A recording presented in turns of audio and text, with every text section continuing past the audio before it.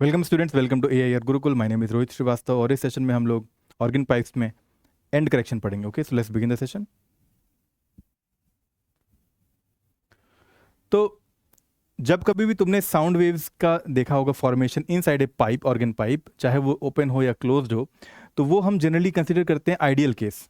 ठीक है, आइडियल यानी कि अगर क्लोज्ड पाइप है तो फर्स्ट हार्मोनिक में जो फिटिंग होगी वो इस एंड में नोड बनाएगी, राइट, और इस एंड में एंटी नोड बनाएगी। ये बात तो ठीक है, लेकिन फर्स्ट हार्मोनिक में जो फिटिंग होगी वेव की वो इतनी ही पॉसिबिलिटी है, बीच में कोई नोड नहीं बनेगा।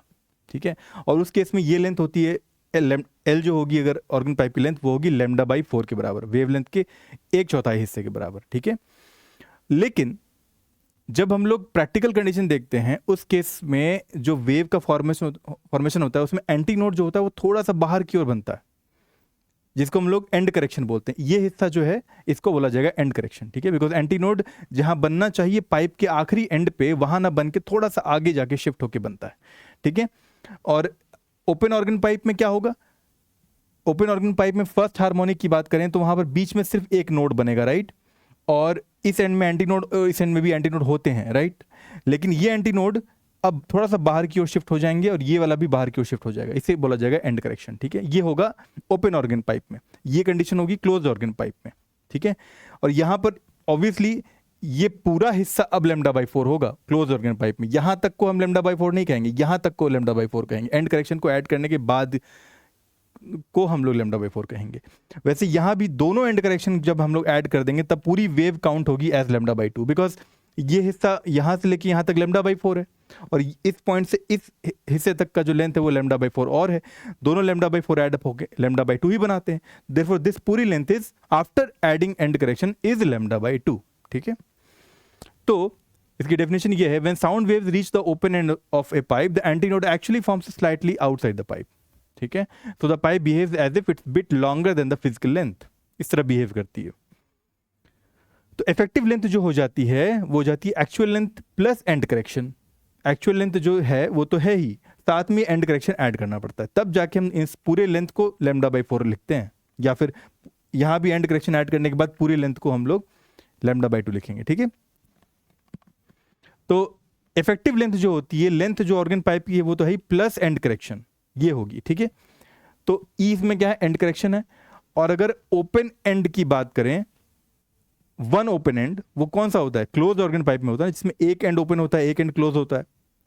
तो क्लोज ऑर्गन पाइप में अभी तुमने देखा कि जो लेंथ है, मान लो यहां से लेके यहां तक की लेंथ एल है ऑर्गन पाइप की फिजिकल लेंथ, और साथ में ये वाला हिस्सा जो है वो, ये वाला हिस्सा जो है वो ई है।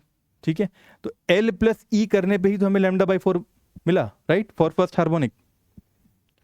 तो ये जो ई की वैल्यू आती है उसकी वैल्यू आती है 0.6 r, ये एक्सपेरिमेंटली कैलकुलेटेड है। और आर जो होता है इसमें वो रेडियस ऑफ द पाइप होता है, बिकॉज पाइप कैसी होती है, इसका क्रॉस सेक्शन सर्कुलर होता है ना, तो उसका कुछ रेडियस भी होगा, तो 0.6 टाइम्स आर आता है ई। ठीक है, तो एल इफेक्टिव क्या हो जाएगा for close organ pipe? Length plus 0.6 r हो जाएगा, right,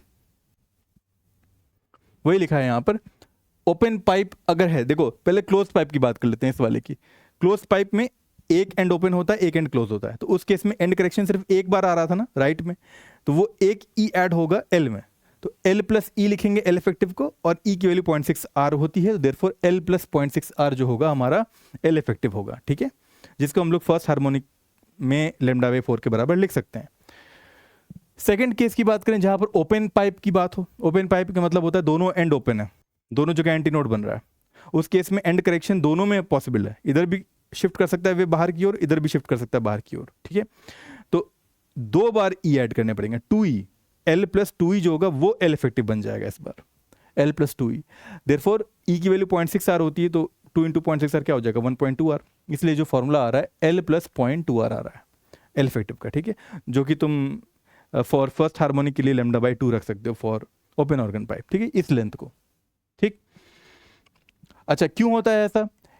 air at the open and is not tightly confined, because जो ओपन एंड है वहां पर एयर टाइटली कन्फाइंड तो है नहीं, तो it is air molecules free to move हैं हॉरिजॉन्टली भी, वर्टिकल तो होते ही हैं, जिसकी वजह से मैक्सिमम डिस्प्लेसमेंट होती है और एंटी नोड बनता है, लेकिन हॉरिजॉन्टली भी मूव करने के लिए वो फ्री होते हैं, जिसकी वजह से वो स्लाइटली मूव आउट कर जाते हैं कभी कभी प्रैक्टिकल कंडीशंस में, और उस केस में wave spread slightly outside and anti node shift outside the pipe. ठीक है, अब एग्जाम ट्रिक ये है कि always add correction, never subtract. हमेशा सब्ट्रैक्ट, कभी कभी बच्चे सब्ट्रैक्ट करते हैं, हमेशा एडिशन ही करना है, बिकॉज वेव जो है वो श्रिंक नहीं होगी, वो हमेशा एक्सपैंड ही होती है।